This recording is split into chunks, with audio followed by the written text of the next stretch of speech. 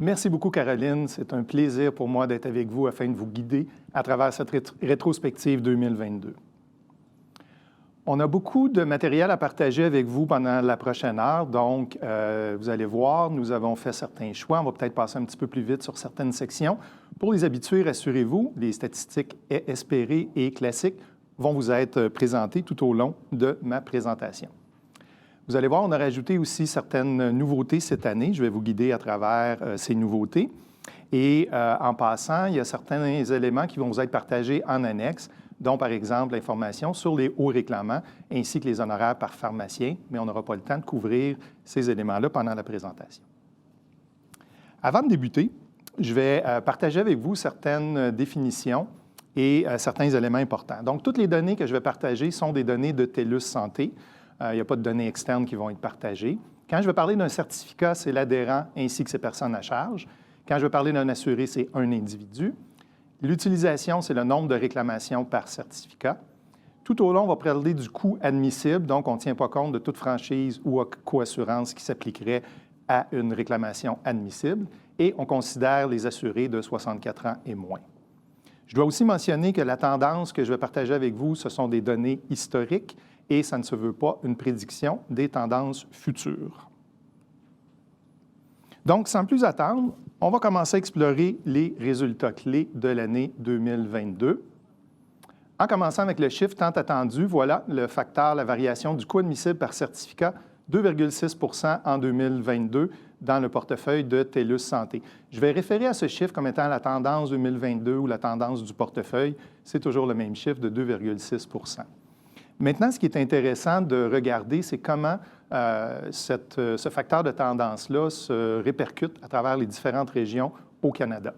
On va commencer par l'Ouest. On voit que l'Ouest est plus élevé à 4,5 %. C'est un résultat qui peut paraître surprenant. On est habitué à des tendances plus basses dans l'Ouest dans le passé.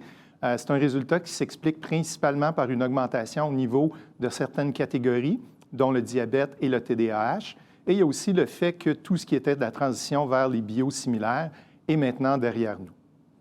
On voit à la droite le Québec et l'Atlantique qui ont des résultats plus bas, même une baisse au Québec. Donc ça, c'est dû à la transition vers les biosimilaires. On va y revenir tout au long de la présentation. Un fait intéressant à mentionner, au Québec, on a été en mesure de faire les calculs avec les données qu'on a reçues. S'il n'y avait pas eu de transition vers les biosimilaires, le facteur de tendance au Québec aurait été de 1,5 à 2 % plus élevé.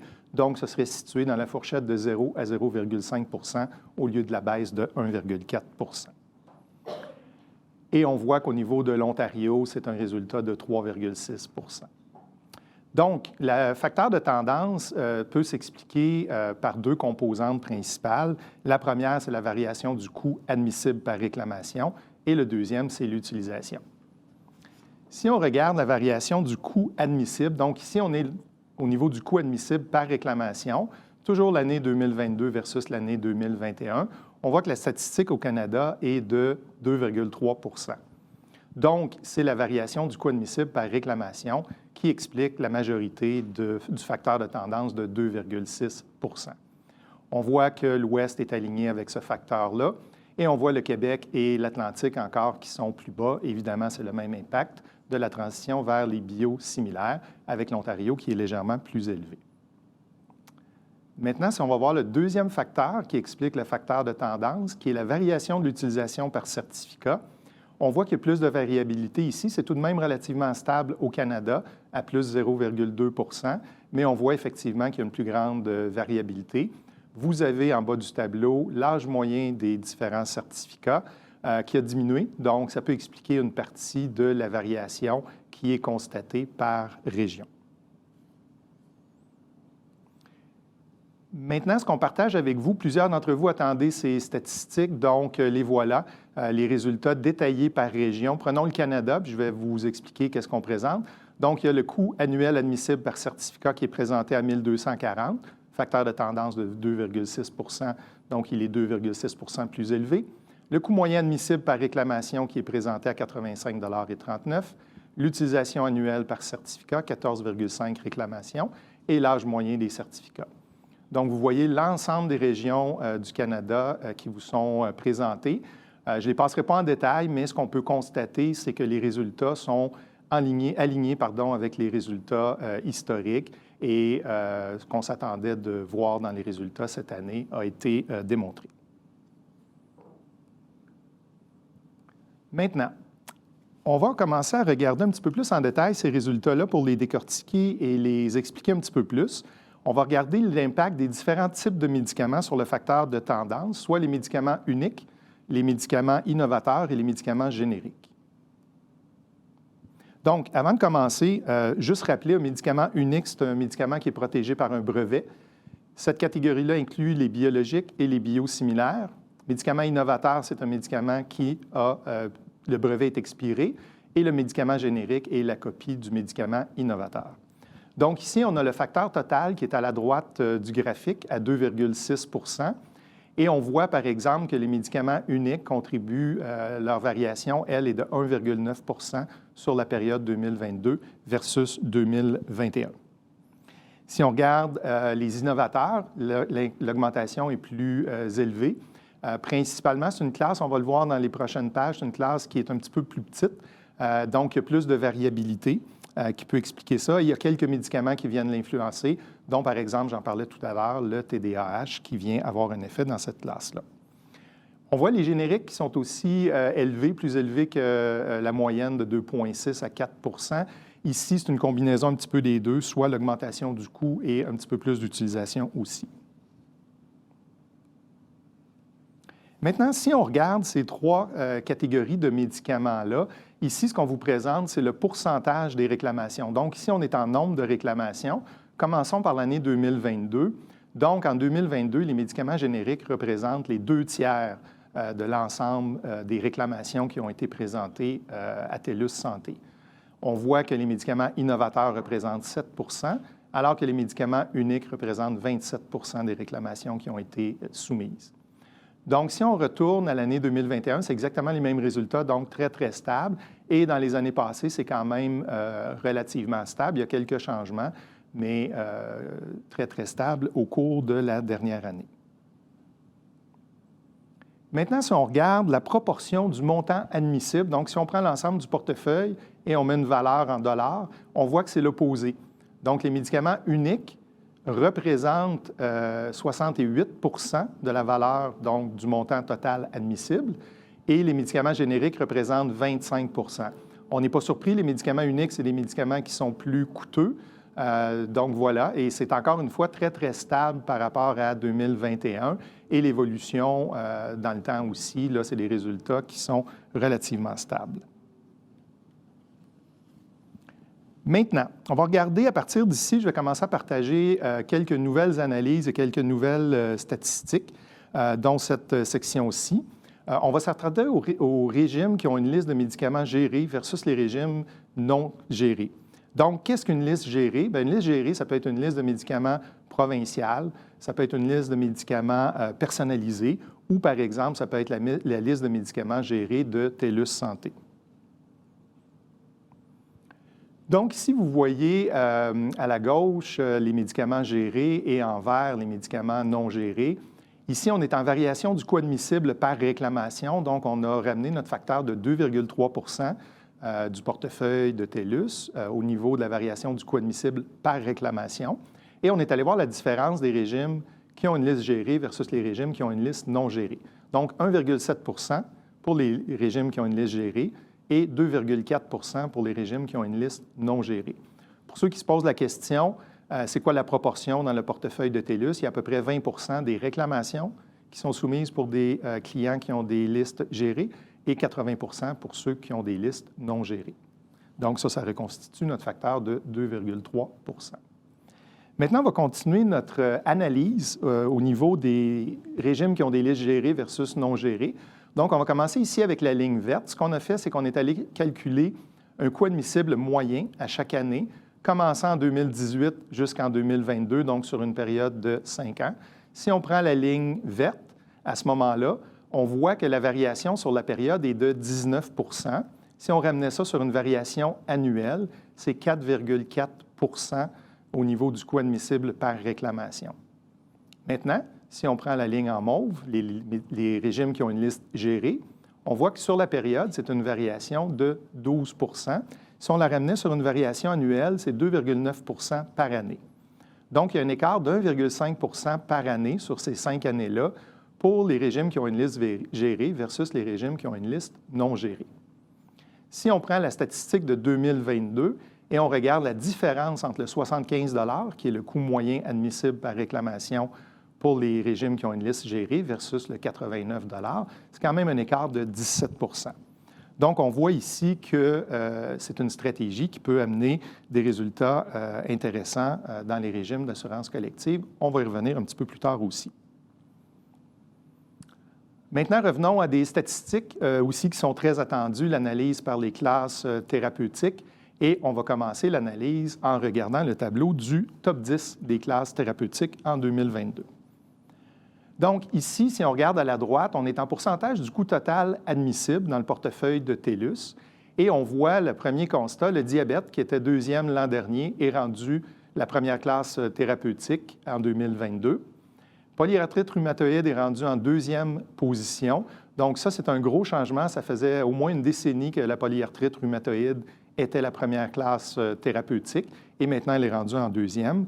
Évidemment, la transition vers les biosimilaires a un impact de ce côté-là. Si on regarde le chiffre en 2021, c'est 12,6 % du total des réclamations admissibles qui a diminué à 11,2 % en 2022, quand même une baisse significative. On peut parler aussi de l'asthme et la dépression qui ont changé de position. Par contre, le pourcentage du total des réclamations admissibles est tout de même assez similaire à 5,3 et 5,2 % respectivement. Une nouveauté, troubles gastro-intestinaux, qui fait son entrée dans le top 10 cette année, passant de la 11e place en 2021 à la 10e place en 2022. Pour ceux qui sont curieux et qui ne se souviennent pas, quelle était la classe thérapeutique en 10e position? C'était la classe des ulcères, qui est maintenant rendue en 11e position. Maintenant, ce qu'on va regarder, c'est qu'on va regarder la variation du coût admissible par certificat, donc la tendance, mais pour chacune des classes thérapeutiques, un petit peu plus en détail. Donc, ici, prenons par exemple le diabète pour commencer, qui est la première classe thérapeutique. On voit une variation du coût admissible par certificat de 10,5 %. Retenez ce chiffre, on va y revenir tout à l'heure. On voit la polyarthrite rhumatoïde à moins 9 %, qui explique un petit peu son deuxième rang. On pourrait parler aussi de la sclérose en plaques, qui a une baisse importante. C'est un plus petit nombre de patients, donc plus de variabilité, mais aussi il y a des médicaments qui ont fait la transition au Québec. C'est des médicaments complexes, même si ce n'est pas des biologiques, mais ça vient avoir un impact de ce côté-là aussi. Si on regarde les 4 classes qui suivent au niveau des problèmes dermatologiques, l'asthme, la dépression et le TDAH, ce sont toutes des classes qui augmentent, la plupart pour des pourcentages quand même assez importants. On voit l'hypertension aussi qui a une baisse. On a constaté ça quand on regarde les données au cours des dernières années. Donc, c'est une baisse au niveau du coût et aussi du nombre de réclamants qui explique cette diminution-là dans cette classe thérapeutique-là. Maintenant, si on regarde, ici, c'est une nouveauté cette année qu'on a amenée. Donc, je vous explique le graphique. On revient avec le facteur de tendance du portefeuille de 2,6 % et on va regarder chacune des classes thérapeutiques pour voir son impact sur ce facteur-là. Commençons par la première classe thérapeutique, qui est le diabète. Donc, le diabète contribue pour 1,3 % sur le facteur de tendance de 2,6 %. La polyarthrite rhumatoïde, avec la diminution due à la transition vers les biosimilaires, elle réduit le facteur de tendance de 1,1 %. Donc, on va y revenir aussi tout à l'heure. L'asthme, contribution de 0,5, problème dermatologique, pardon, plus 0,6. Et on continue à augmenter comme ça avec l'asthme, plus 0,5, et ainsi de suite, jusqu'à temps qu'on reconstruise le taux de tendance du portefeuille de 2,6 %. Vous allez remarquer que la dernière classe thérapeutique, c'est les autres. Donc, on les a toutes regroupées ensemble. Elle a une variation de 1,1 %. On va y revenir tout à l'heure pour expliquer, c'est l'effet d'un seul médicament qui fait varier la catégorie autre à 1,1 %. Donc, il y a plusieurs des résultats ici sur lesquels on va revenir pendant la présentation. Maintenant, on prend la top 10 des médicaments par des classes thérapeutiques, et on va se concentrer un petit peu plus sur les six premières classes dans le top 10 pour aller voir qu'est-ce qui s'est passé sur les années 2018 à 2022. Donc, ici, on est en montant admissible par certificat. Si on commence avec la première, on a établi l'année 2018 à 1, donc c'est une valeur relative, et l'année 2022 pour la classe du diabète termine à 1,46. Ça veut dire que c'est 46 % d'augmentation dans cette catégorie-là. Donc, on voit quand même une augmentation importante. Maintenant, au niveau de la polyarthrite rhumatoïde, on termine avec 5 % d'augmentation sur la période, mais c'est intéressant de voir la variation du coût relatif. Donc, on voit une progression jusqu'en 2001 et un point d'inflexion vers la baisse. Évidemment, la transition vers les biosimilaires qui a un impact de ce côté-là. On continue avec la troisième classe thérapeutique du classement, affection cutanée. Donc, on voit que de ce côté-là, l'augmentation est quand même assez importante à 70 % et est très constante dans le temps. La dépression, maintenant, on voit une augmentation de 17 % sur la période, aussi très, très constante. C'est presque une droite de ce côté-là. L'asthme, c'est intéressant au niveau de l'asthme. On termine, si on regarde juste le résultat final, on conclut que c'est 8 % d'augmentation sur la période. Mais on voit que l'asthme en 2020 et 2021 a connu une baisse quand même assez importante pour remonter en 2022. Au niveau du TDAH, bien, le TDAH, augmentation de 68 % sur la période, c'est quand même une augmentation assez importante. On va y revenir parce que je vais couvrir dans les prochaines pages plus en détail le volet de la dépression, de l'asthme et du TDAH pour expliquer un peu plus ces résultats-là. Donc, commençons tout de suite avec la dépression. Ici, on est en pourcentage de réclamants, donc c'est le pourcentage de réclamants qui ont utilisé cette classe thérapeutique-là dans le portefeuille de TELUS. On a les années, on a le Canada à la gauche et chacune des régions, des années 2018 à 2022. Donc, commençons par 2022. Le premier constat, c'est les résultats au Canada diminuent de 1 %. Et si on regarde les régions, c'est soit une stabilité ou une légère diminution de ce côté-là. Et on voit que le maximum, c'est l'année 2021 et une augmentation constante dans les années précédentes. On voit que l'Atlantique a le pourcentage le plus élevé d'utilisation de cette classe thérapeutique-là et l'Ontario a le pourcentage le plus bas, données similaires aux années passées. Donc, l'utilisation explique la majeure partie de la hausse.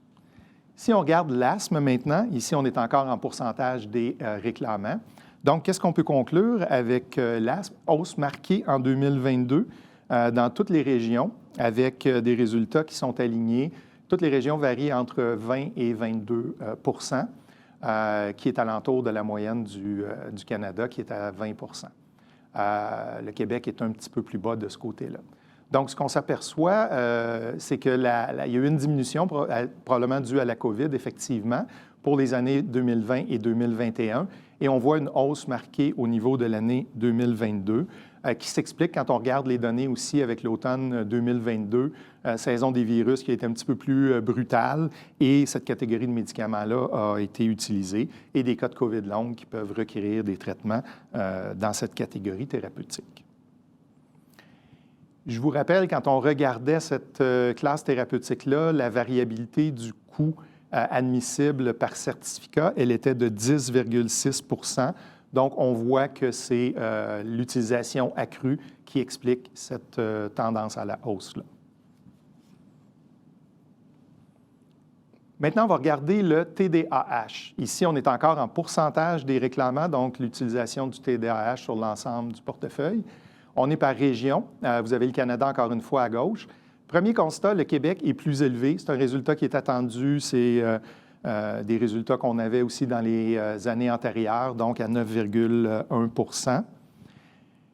Par contre, quand on regarde la tendance au niveau du pourcentage de réclamants, vous avez ici, dans chacune des régions, la tendance. Donc, on voit, par exemple, dans l'Ouest que ça a doublé l'utilisation de ces médicaments-là, 95 % en Ontario, on n'est pas loin du double, et en Atlantique, 88 %, alors que le Québec, qui était déjà plus élevé que les autres régions, lui, a augmenté de 30 % au niveau de l'utilisation sur la période.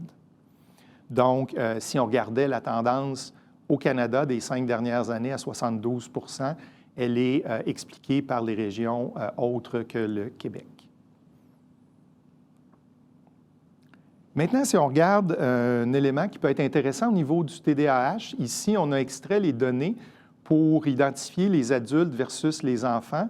Un adulte ici, c'est soit un adhérent ou son conjoint, et les enfants ont été séparés, peu importe leur âge. Donc, ce qu'on a fait, c'est qu'on a fait le total des réclamants pour le TDAH et on est allé prendre le nombre d'adultes divisé par ce total-là. Donc, si on regarde les données au Canada, on voit que c'est un réclamant sur 2 qui est un adulte. Et ça a une évolution constante là, depuis 2018. C'est assez constant dans les autres régions avec le Québec, qui est un petit peu plus bas. C'est quand même intéressant de constater ça parce que c'était une catégorie, une classe thérapeutique qui était majoritairement utilisée par des enfants il y a quelques années. Maintenant, ce qu'on va regarder dans les classes, pour continuer notre analyse des classes thérapeutiques, on va regarder les 5 principales classes émergentes. Donc, on est allé extraire des données. Quelles classes ont la plus grande variabilité, qui serait intéressante à observer? Ici, on est encore en coût relatif par certificat.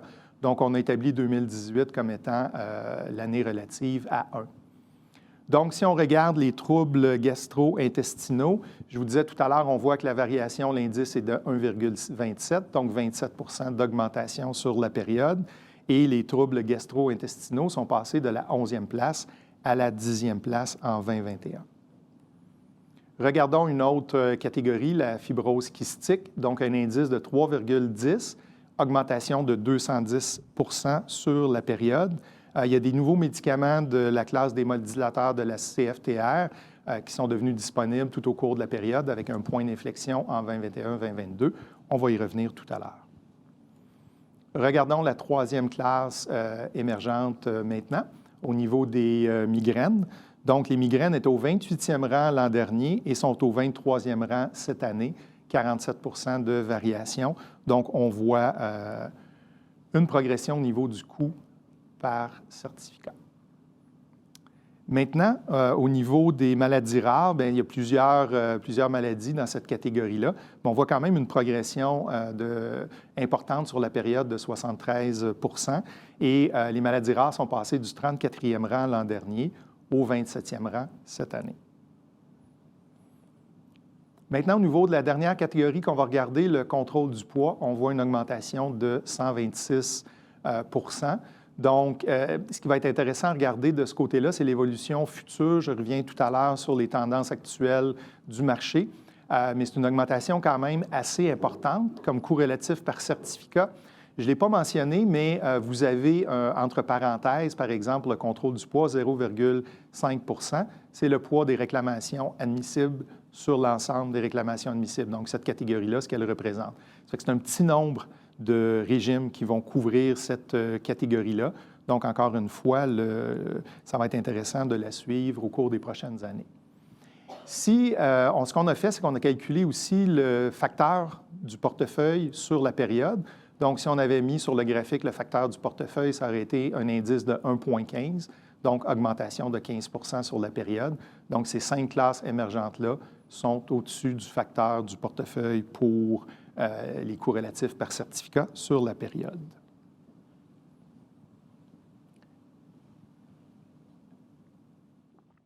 Maintenant, après avoir regardé les classes émergentes, on va regarder les classes qui sont en déclin. Sur la même période, encore une fois, 2018 à 2022 avec un coût relatif. Donc, il y a l'hypertension. On a aussi les anti-infectieux. On va avoir la contraception. On a aussi les anti-inflammatoires et on a aussi l'hépatite qui est en baisse. Commençons par l'hépatite, 0,29, donc baisse de 71 % sur la période. On n'est pas surpris, c'est un médicament qui guérit une maladie. Les médicaments guérissent la maladie, pardon, et en plus, le maximum a été atteint de traitement des patients atteints, a été atteint il y a plusieurs années. Donc, on n'est pas surpris de retrouver l'hépatite C dans cette liste de classes en déclin. Maintenant, si on regarde les autres, les 4 autres, on voit une variation de moins 20 % en moyenne.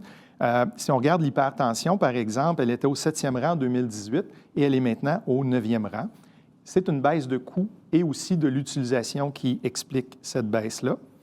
Au niveau des antibiotiques, à moins 22 %, c'est intéressant parce qu'on constate une baisse en 2020-2021, probablement due à la COVID, mais après ça, on voit une augmentation en 2022.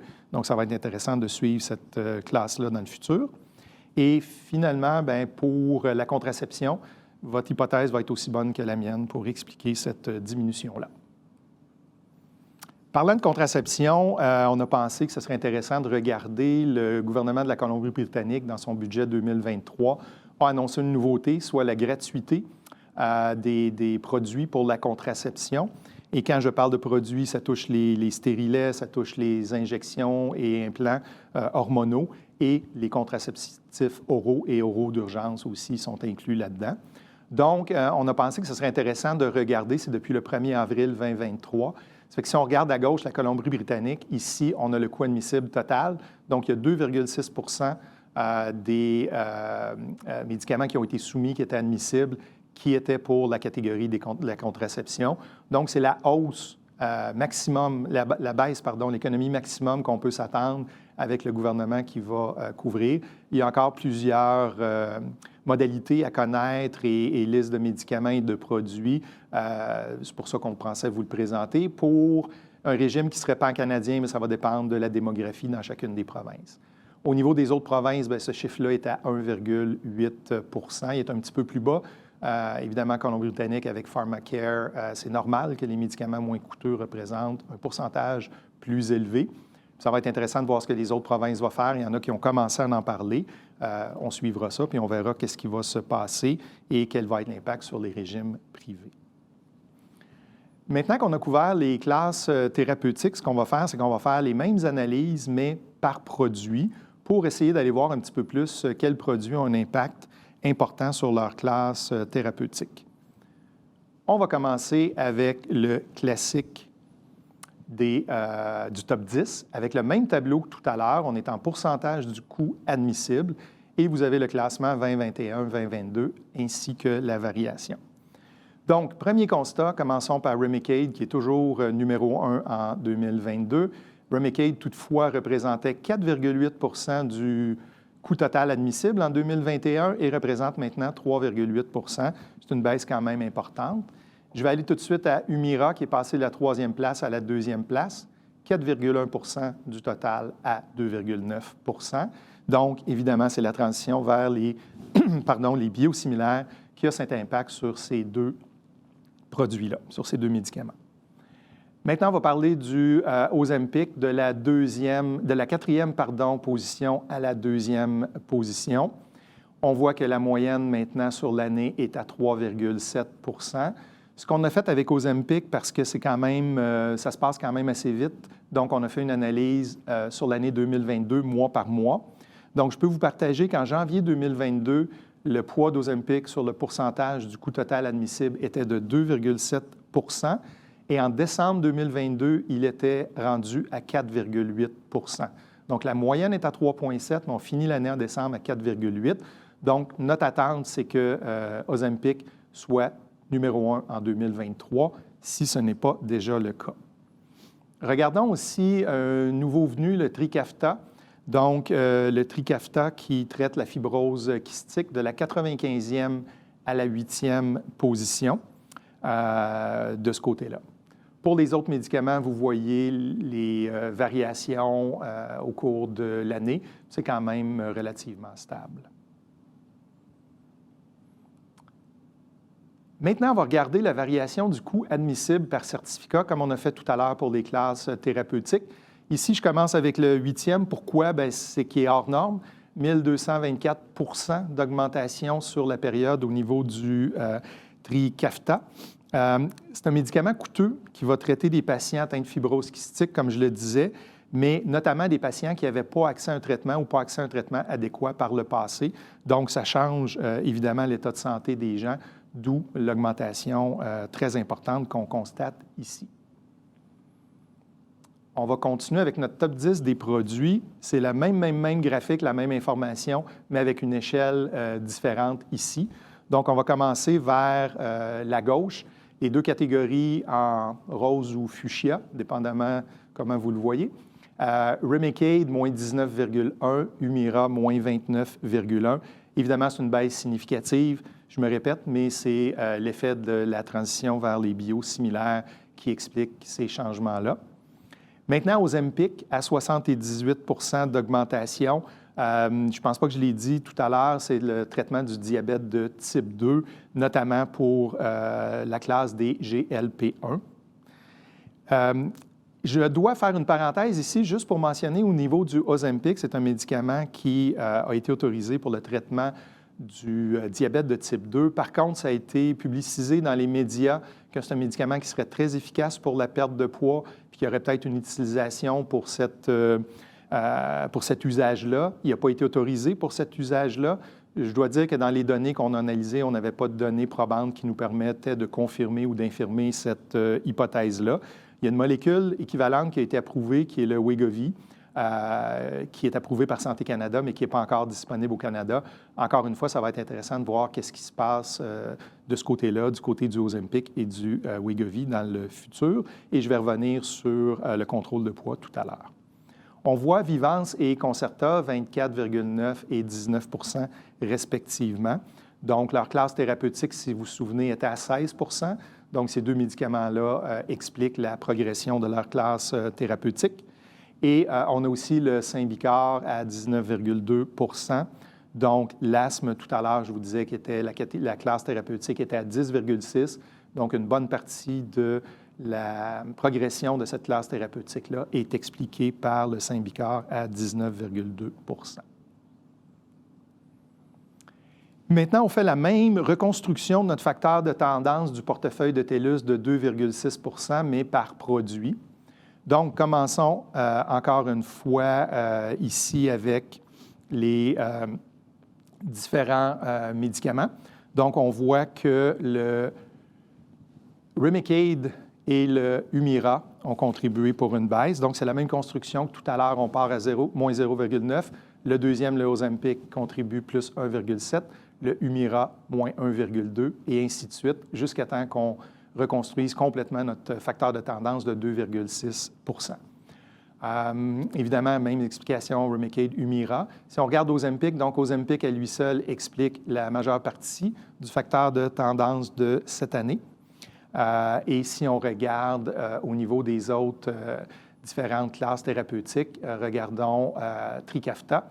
Trikafta explique 1,3 % du facteur d'inflation de cette année. Si vous vous souvenez, tout à l'heure, je vous parlais des autres classes thérapeutiques qui étaient à 1,1 % d'explication du facteur de tendance. Donc, dans ce regroupement de classes thérapeutiques, c'est le Trikafta, quand je vous disais qu'un seul médicament expliquait cette hausse-là, bien, c'est le Trikafta. Maintenant, si on regarde la classe numéro 1, plus particulièrement le diabète, donc on va faire un focus, même si on est dans les produits ici, on va faire un focus sur le diabète. Il y a le Ozempic qui explique 13,8 % de la variation de la classe thérapeutique du diabète. Si vous vous souvenez, tout à l'heure, je vous disais que cette classe-là avait une variation en 2022 par rapport à 2021 de 10,5 %. Donc, c'est expliqué principalement par le Ozempic. On va regarder quelques autres résultats, par exemple Janumet et Januvia. L'explication est probablement une transition vers la classe des GLP-1 pour ces deux médicaments-là. alors que la baisse, probablement au niveau de Novorapid et Humalog, est expliquée par la transition vers les biosimilaires.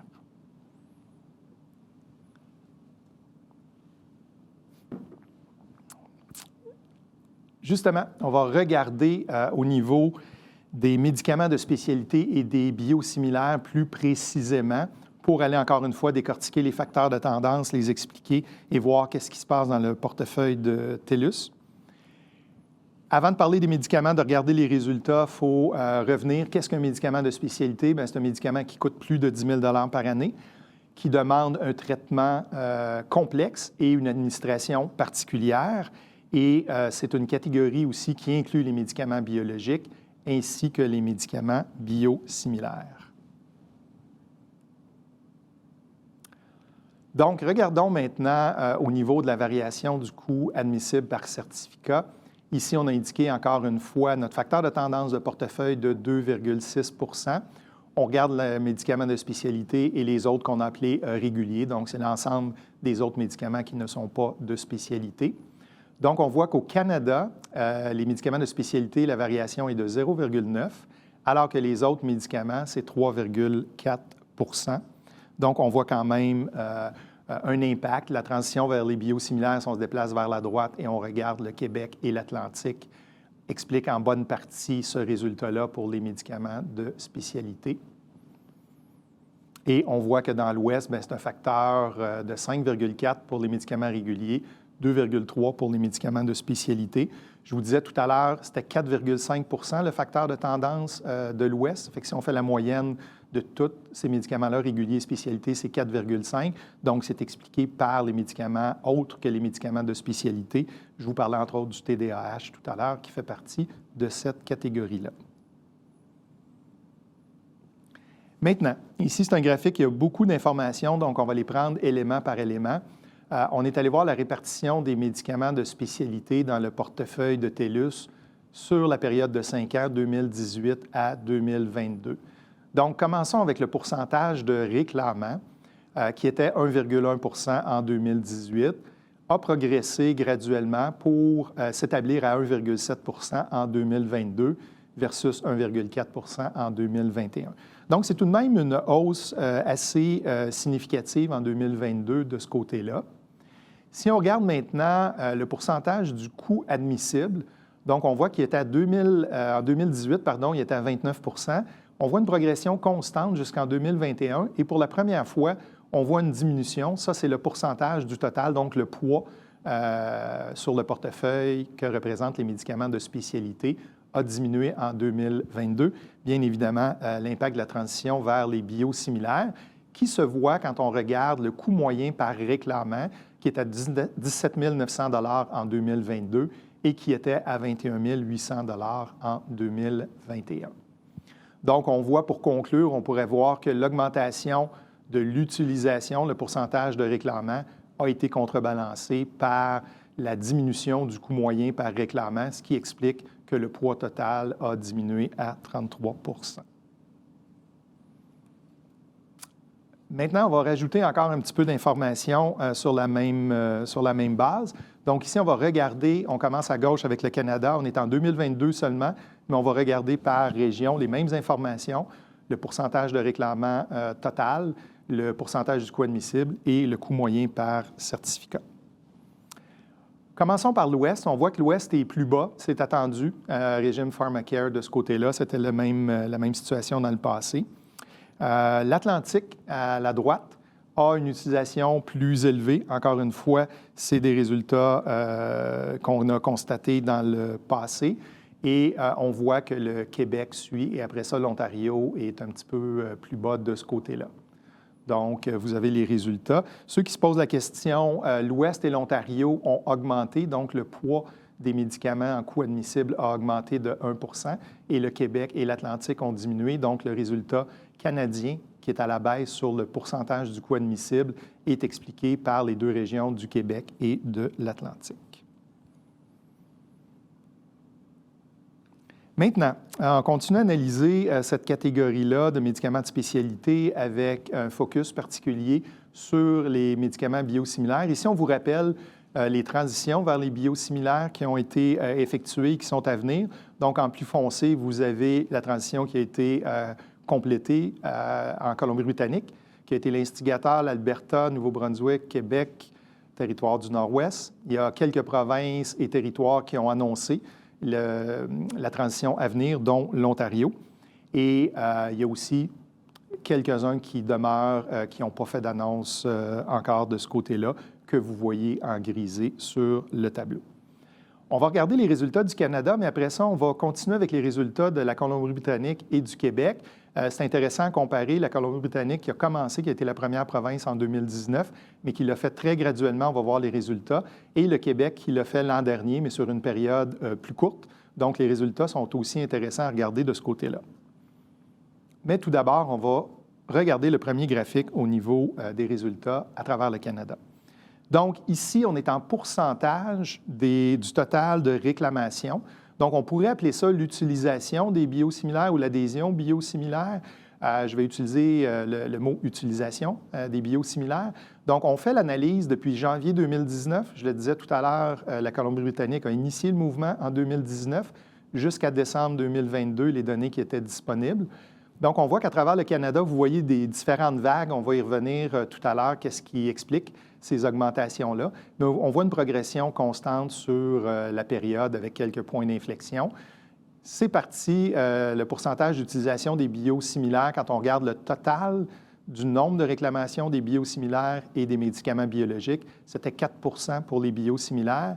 Et quand on regarde le nombre des biosimilaires versus le total biosimilaire et biologique, c'est 32 en décembre 2022. Donc, on voit quand même un changement de ce côté-là. Maintenant, regardons la Colombie-Britannique et voyons un petit peu qu'est-ce qui s'est passé sur la même période, 2019 à 2022. Donc, vous voyez une zone qui a été identifiée en 2019, qui commence en mai, qui est la première période de transition qui a été effectuée en Colombie-Britannique. Donc, on voit que la courbe d'utilisation augmente à ce moment-là pour se situer à 23 en janvier 2020 après cette période-là. On voit par la suite qu'il y a différents... c'est relativement stable pendant une période de 2020. Ça augmente par la suite et ainsi de suite pour se situer à 65 en décembre 2022. Donc, ce qui est intéressant de ce côté-là, on voit que c'est quand même une progression importante qui a été soutenue de ce côté-là. Je dois dire que ce n'est pas tous les médicaments qui sont sujets à la transition et aussi il y a toujours des exceptions de ce côté-là, donc on ne s'attend pas à un taux de 100 Maintenant, si on regarde au niveau du Québec, je le disais tout à l'heure, le Québec, lui, a fait la transition sur une période plus courte et plus récente, donc c'est 2021-2022. Ici, les statistiques commencent en janvier 2021 jusqu'en décembre 2022. Puis on a inclus une information additionnelle au niveau des provinces sans politique de transition, dont l'Ontario fait partie. Puis je vais en reparler tout à l'heure. Je vais me concentrer sur les résultats du Québec pour faire ensuite une conclusion en utilisant les résultats des provinces sans politique de transition. Donc, on voit quand la transition a commencé, on était à un taux d'utilisation de 14 On voit qu'il a augmenté quand même assez rapidement, jusqu'à 35 mais par la suite, il a continué d'augmenter avec la transition qui continuait pour s'établir au même niveau que la Colombie-Britannique à 65 Donc, c'est intéressant de voir, puis on va tirer des conclusions aussi de ce côté-là tout à l'heure. Les autres provinces étaient à 7 Donc, on a toutes pris les provinces qui n'ont pas fait de transition. On est allé chercher les données 2021 et 2022 pour les isoler. Donc, l'utilisation était à 7 Elle a quand même doublé pour se situer à 15 en décembre 2022. Mais on voit qu'il y a quand même un écart important de ce côté-là. Donc, ça va être intéressant de suivre ce qui va se passer dans les provinces qui sont en processus en 2023, qui vont faire la transition, de voir comment ça va s'appliquer dans ces différentes provinces-là et de voir l'impact ultimement. Si on continue à analyser le Québec, on est allé voir les molécules. Donc, ici, on n'est pas par médicament, on est par molécule pour voir le taux d'utilisation, s'il y avait eu une transition qui était quand même assez constante de ce côté-là. Donc, on voit que la réponse est oui. L'ensemble a eu une utilisation plus élevée. Ça varie quand même un petit peu d'une molécule à l'autre, mais la moyenne était de 65 donc ce n'est pas très, très loin de la moyenne non plus. On a continué notre analyse au niveau des médicaments biologiques et biosimilaires. Ici, on a établi, à partir de janvier 2021, toujours au Québec et dans les autres provinces qui n'ont pas fait la transition, un coût relatif pour voir l'impact. Donc, on a pris les coûts pour voir comment ils allaient évoluer, coûts relatifs par réclamation, pour voir comment ils allaient évoluer, comment ils avaient évolué, sur la période. Donc, on voit que le Québec, un facteur de 0,70, donc on voit que c'est une diminution de 30 sur cette période-là avec la transition vers les biosimilaires, versus les autres provinces qui n'ont pas encore fait la transition, qui est à 0,99, donc relativement stable. Donc, on voit que c'est un mécanisme efficace pour aider à gérer les coûts dans un régime. Par contre, ce n'est pas la seule stratégie pour gérer les coûts. Il y a les ententes de prix négociées qui peuvent aussi contribuer, qui peuvent être très efficaces en ce sens-là. Je vais y revenir en conclusion à la fin et vous dire pourquoi je parlais de contrôle de coûts aussi pendant ma présentation. Maintenant, on va terminer notre revue, notre rétrospective 2022 en regardant certaines classes thérapeutiques ciblées. Et pourquoi on parle de ces classes-là? Bien, on s'aperçoit au cours des dernières années que les promoteurs de régime, les employeurs, sont de plus en plus préoccupés par la santé de leurs employés, par des considérations aussi. Ils mettent des programmes qui ciblent l'équité, la diversité et l'inclusion. Donc, ces deux facteurs-là, ensemble, nous ont amenés à regarder 4 catégories particulières. Ces programmes-là que les employeurs mettent en place, évidemment, incluent les régimes d'assurance collective bonifiés. Leur objectif, c'est toujours d'attirer la main-d'œuvre et aussi de garder une main-d'œuvre en santé, productive et mobilisée. Donc, si on regarde ces 4 classes thérapeutiques-là, il y a les vaccins, les dysfonctions sexuelles, le contrôle de poids et la fertilité. Pourquoi ces 4-là? Bien, on avait des données qui étaient disponibles. Comme je vous dis, c'est intéressant. Je vais vous en parler rapidement là, de chacune d'elles. On vous présente ici, c'est le pourcentage de régimes dans le portefeuille de TELUS de 2018 à 2022 qui couvre ces catégories-là. Donc, la première observation, c'est que c'est relativement stable. Il n'y a pas eu une grosse variation sur cette période-là, sauf pour le contrôle du poids. Je vous le disais un petit peu plus tôt, on voit une tendance de ce côté-là des régimes de couvrir cette catégorie-là de plus en plus. Donc, parmi les façons pour les employeurs qui peuvent soutenir la santé de leurs employés tout en adoptant une approche qui est plus inclusive, je vais vous parler des vaccins rapidement. Bien évidemment, les vaccins, c'est de la prévention. Donc, quand je parlais d'être en santé, d'être productif, les vaccins sont une catégorie très intéressante. On voit, c'est la catégorie la plus utilisée. Et je peux vous dire qu'on a de plus en plus de discussions avec les promoteurs de régime de ce côté-là. Et en plus, les vaccins, par exemple, il y a certains vaccins préventifs, je vais prendre le Zona comme exemple, qui s'adressent à une catégorie d'âge particulière, dont les 50 ans et plus. Donc, à partir du moment qu'on inclut les vaccins, bien, on est plus inclusif pour certaines catégories d'âge dans nos régimes. Donc, on peut dire qu'on fait une pierre deux coups de ce côté-là. Ça fait que, si on regarde, on voit quand même des constats intéressants, mais ce n'est pas tous les régimes qui couvrent les 4 classes thérapeutiques ciblées dont on parle ici. Regardons justement ce résultat-là. On voit que 76 % des régimes n'en couvrent aucune. Donc, il y a un potentiel quand même intéressant pour les promoteurs de régimes de ce côté-là, d'aller soutenir la santé et l'équité, diversité et l'inclusion dans leur groupe d'employés. Ceux qui couvrent une classe, 19 %, c'est pas mal relié aussi avec les vaccins. Et 2 classes et plus, c'est la minorité des régimes qui en couvrent 2 et plus. Encore une fois, un potentiel intéressant pour les promoteurs de régime. Si on regarde maintenant combien ça coûte, si on a souvent cette question-là, bien, on le voit ici au niveau des coûts en 2018 et en 2022. Ici, on a considéré que uniquement les régimes qui couvrent ces catégories de médicaments ciblés-là, pour ne pas amener du bruit des régimes qui ne les couvrent pas. On voit, par exemple, les vaccins en 2022, c'est plus bas que c'était en 2018. On n'est pas surpris avec l'effet de la pandémie. Au niveau des dysfonctions sexuelles, c'est un petit peu plus bas. C'est principalement une baisse de coût par réclamant qu'on a observé. Contrôle du poids a augmenté, mais encore une fois, il y a plus de régimes qui couvrent cette catégorie-là. Et au niveau de la fertilité, c'est relativement stable par rapport au pourcentage des coûts admissibles. Maintenant, si on faisait le total de toutes les barres vertes 2022, on arriverait à 4,9 %, arrondissons à 5 %. Donc, on peut dire que les régimes qui couvrent ces coûts-là au niveau des réclamations admissibles, c'est 5 % du coût des médicaments admissibles. Un régime d'assurance maladie, les médicaments représentent à peu près le 2/3. Donc, quelqu'un qui se poserait la question, combien ça peut coûter? C'est à peu près 3 à 4 d'augmentation sur des primes ou des réclamations d'assurance maladie qu'on pourrait s'attendre. Ça demeure une estimation. Ça dépend de la démographie du groupe, ça dépend des provinces. Par exemple, le vaccin pour le Zona est couvert dans certaines provinces pour des catégories d'âge. C'est une estimation, mais ça donne quand même une idée de l'impact sur les coûts de couvrir ces classes thérapeutiques ciblées. Maintenant, en résumé, bien évidemment, j'ai parlé abondamment de la transition vers les biosimilaires, j'ai parlé du diabète, j'ai parlé de la fibrose kystique. Donc, quoi retenir? La transition vers les biosimilaires, bien, 2022 est fait marquer principalement par le Québec. 2023, plusieurs provinces, plusieurs régions et provinces vont faire la transition, dont l'Ontario. Ça va être intéressant de voir l'impact. Au niveau du diabète, augmentation importante, j'en ai parlé beaucoup en 2022. On s'attend encore à avoir un effet de ce côté-là en 2023.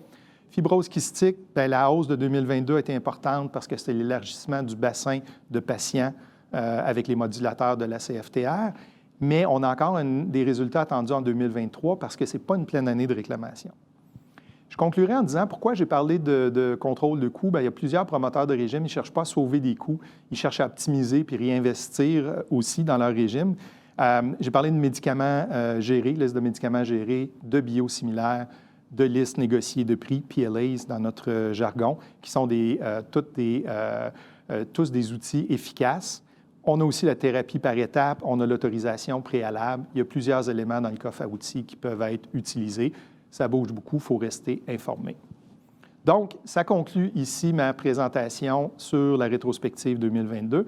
J'espère que j'ai maintenu votre intérêt tout le long de ma présentation, puis avec les nouvelles analyses qu'on vous a amené des éclairages intéressants sur les tendances des dernières années.